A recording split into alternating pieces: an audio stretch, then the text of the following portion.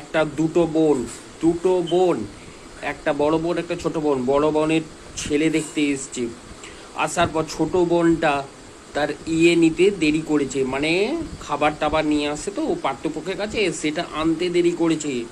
আসার পর বড় বোন তাকে মেরেছে। কি ভাবলি তুই যে আমার বিয়ের আগে তোর বিয়ে হবে, তাই তুই লেটে এলি যাতে তোকে তুই মুখে মেকআপ করে আসিস আর তোকে পছন্দ করে?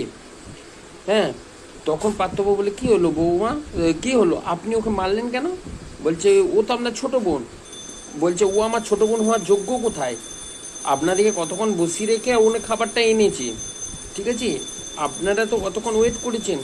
বলছে না এটা তো না। বলছে দেখুন আমি যদি আপনার বাড়িতে যাই আমি কিন্তু এইভাবে আপনার ছেলেকে টাইট করে রাখবো।